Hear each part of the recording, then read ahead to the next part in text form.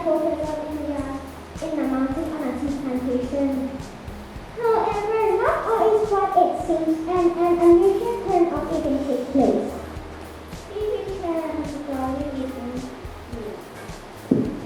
We hope you enjoy listening to our original story. We really enjoy learning about it in 5 days. Clear sounds of morning drew Shanaz from her sleep. Her mother breathing life into the fire, the hiss and crackle of the twigs as the flames caught, the whispering of the soup fluffy kettle as the water came to the boil.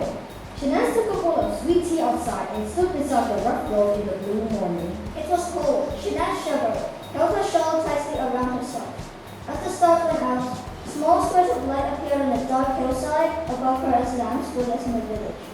A cockerel crowed and another answered. Inside the house, her mother called twice. Then the woman came, their white textiles flowing in the half dark, their brilliant patches of scarlet green indigo. Each woman carried a great wicker basket bigger than Shanaz. They called out to the child. Her mother came out of the house, her back bent under the burden of a huge tea basket. The welcome to the tea plantation was long, but for Shanaz, this was the happy part of the long day. The women gossiped and made jokes. When Shanaz and her mother and the women arrived at the tea plantation, the overseer came out of his hut, yawning and scratching his belly. He was a small and bad-tempered man who began to order the women about in a mean little voice. Don't just stand there. Go pick the tea leaves now or I'm not paying you.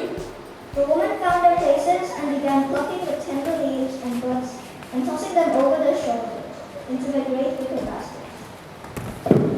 The plantation was huge. The grove of glossy green tea bushes taller than Shanaz ran into the distance, side by side, mile after mile. Up there on those wild mountaintops are things that Shanaz are afraid of. Big cats with jade green eyes. And snakes like yellow lips.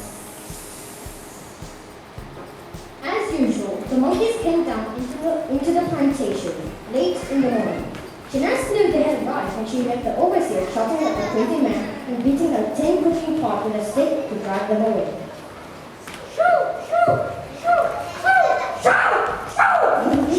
I held the skirts tight to the outside and saw their teeth and went to fear on the road street.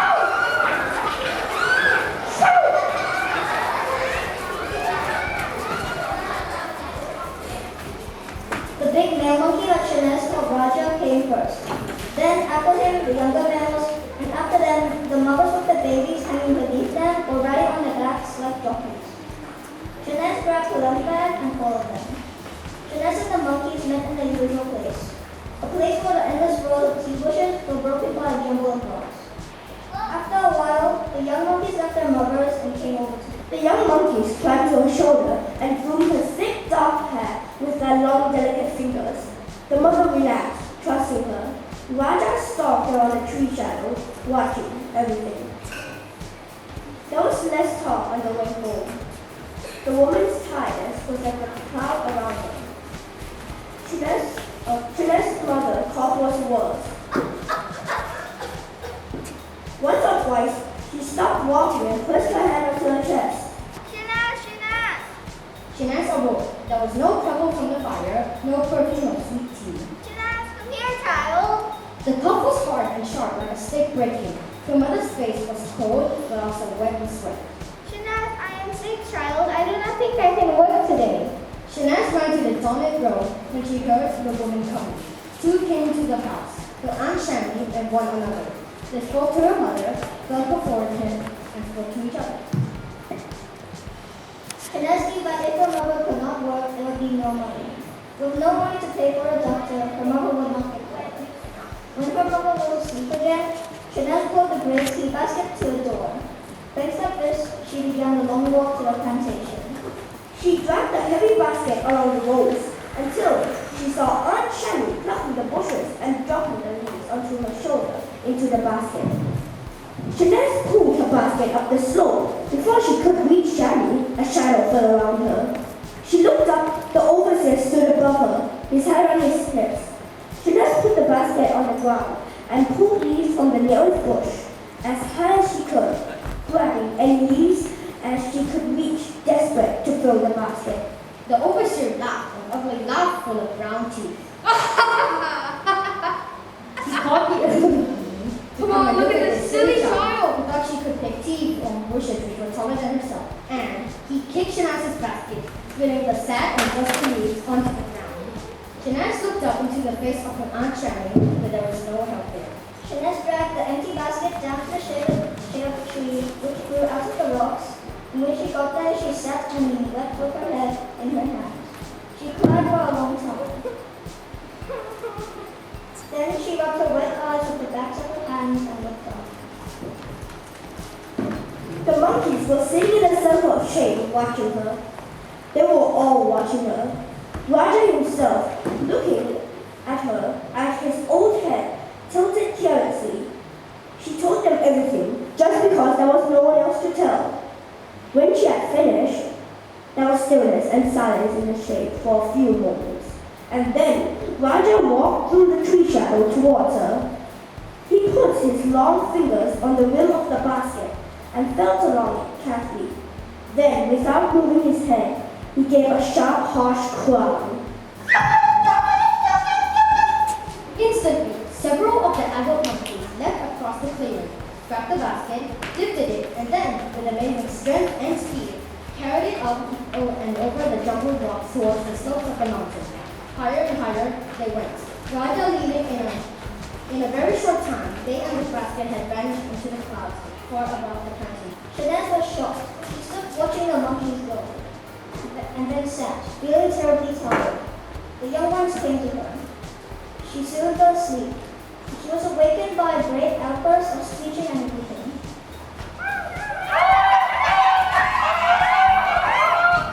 The adults were back, and they were excited, bouncing from branch to rock and rock to branch, and calling loudly. Raja sat in the middle of the shade, ignoring all monkey business. He was watching Shanaz. The basket stood beside him. She went to look in it. The basket was almost full of smoke-butted sprigs of tea, and Shanaz knew straight away that it was unusual. It was even harder to manage the basket now that it was full. When Shanaz came to the open space around the overseer station, surprise stopped her dead. Shanaz hauled her basket over to where her aunt stood at the end of the line. Shami looked down at the child with big, astonished eyes, but did not speak. The overseer was marching about yelling orders. Silence! Cover your faces! Stand straight! Silence! Beside the hut there was a chair that was also a tent. The chair was more like a throne. Had a long pole at each side of it so it could be carried by the tired-looking people who sit beside it. On the seats of the cart sat a tiny man who seemed to have fallen asleep. The overseer spoke. We are honored. We are very, very honored to be visited today by His Excellency the Royalty Minister himself. The overseer turned and made a creepy, crouching gesture towards the man. As you know, His Excellency travels the whole world to find teas that are good enough to be drunk by Her Majesty the Empress. The tea pickers whispered to each other. The overseer went dark in the face. Silence! His Excellency will now examine the tea in each of your baskets, and I'm sure, quite sure, that the tea that we grow here is the finest in the world. Royalty tasted the pole himself up out of his throne and stood in the sunlight so that at least Shanaz could see him clearly. Then come and meet a spectacular coterie. When I'll be a bad one. Long as 10, red rhythm man, definitely. He's based the galloping horse. 100 bad guys with swords. Who said those rules are no sorry. Fellas, he's got 75 golden pounds. Now, ladies, what a good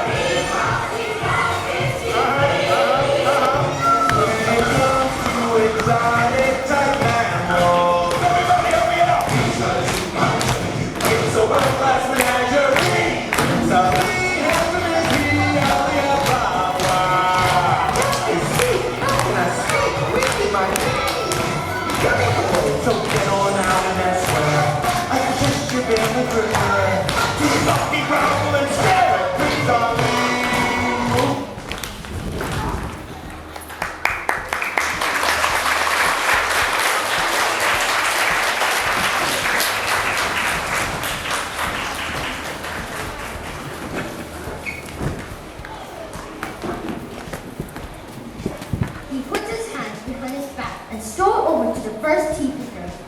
The overseer followed at a respectful distance, his hands rubbing each other, and his face shining with sweat, and his mustache sticking out like the hair on a frightened cat. The royal tea taster reached down into the first tea picker's basket and pulled out a small sprig of tea. He held it in his hand and looked very closely at it, twirling it around with 2 fingers. And then he crushed the leaves in his hand and cupped both hands together and stuck his long nose into his hands and sniffed a long noisy sniff. He tossed the tea aside and moved down the line. He did this several times in different baskets, although sometimes he just glanced at a basket of tea and moved them without stopping. He was quite close to Shabby and Shanez when the overseer lost control of himself and dared to speak. Excellency, sir, our tea is it not the best tea? Is it not the most beautiful tea? The royal tea taster turned and lifted his nose as if he had smelled a dead rat. Your tea is ordinary. And then he stopped. He took a single sprig of tea out of the basket and looked at it, twirling it around with 2 fingers. He crushed the leaves between his hands and took a long, deep sniff. And then he spoke to Shabby, not to Shanez. Where did you pick this? Sir, I did not pick this. This shall pick this. She's a daughter from my sister who is sick. The royal tea taster took a step back so that he could see Shanez. He handed the bowl to the royal tea taster. The royal tea taster held the bowl close to his nose and bent over. Shanaz thought this was a very, very funny thing and wanted to giggle, but did not dare to. There was silence under the shade for a few moments, under the cloth for a few moments, and then there came a good deal of sniffing, short, shallow sniffs, and then some long, deep sniffs, and then the kind of quick sniff that you get before sleep.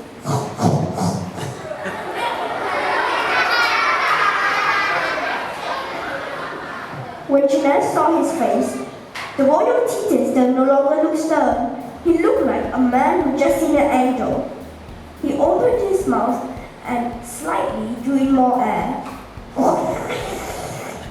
The royal tea taster at last opened his eyes and sighed, a sigh of pure joy. And his smile was like sun rising out of mountains. Come with me. The royal tea taster sat himself down in the purple shade and looked at the small, anxious child who stood before him. In my life, I have tasted many kinds of tea. Perhaps 1,000 kinds of tea. But until this day, I have tasted cloud tea twice. And you know why, don't you? Shanaz said nothing because she could not think of anything to say. Of course you know. You know that cloud tea is almost impossible to find. And even more difficult to pick because it grows up there. He pointed a finger up to where the mountains were wrapped in clouds. It is the most magical and delicious tea in the world. But it grows wild in high, dangerous places where men are afraid to go. So I asked myself, how a small child could have gathered this shade? Tell me, are you able to fly? Shanaz looked at the ground. She knew that if she told this man the truth, he would not believe her. Very well. I have my secrets too. But listen carefully. In exactly 1 year from today, I will come here again. And I will come here the year after that and every year after that. And every time I come here, I want you to give me a basket of cloud tea. And every time you give me a basket of cloud tea, I'll give you one of things. He held out a green silk pouch full of coins. Just one of these fat gold coins was enough to pay for the doctor. Just one of these fat gold coins was enough to pay for the doctor to come up from the city to the tiny house on the mountain where Shanaz lived with her mother. The cough that sounded like sticks breaking went away.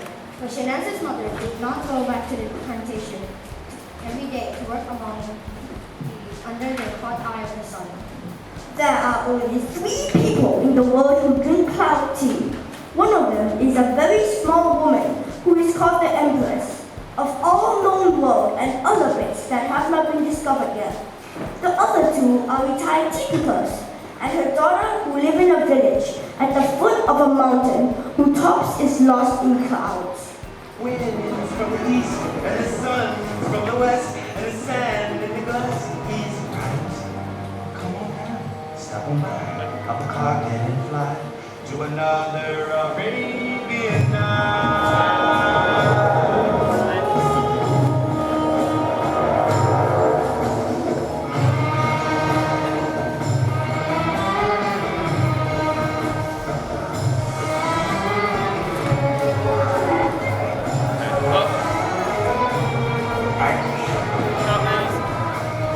Wind through the streets and the famous bazaars with the cardamom cuttered stalls. You can smell every spice while you haggle the price of the silks and the satin shawls.